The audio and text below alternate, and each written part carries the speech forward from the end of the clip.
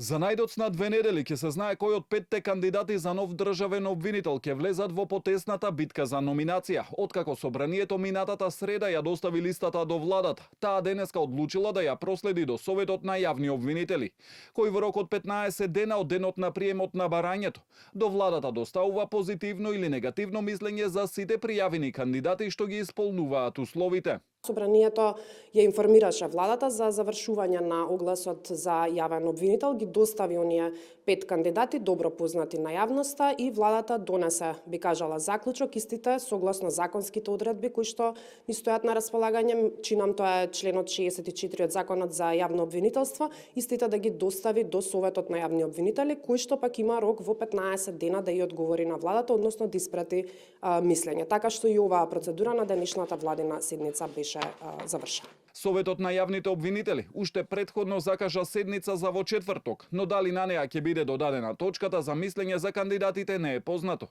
На огласот се пријавија 3 обвинителки, еден активен и еден поранешен судија.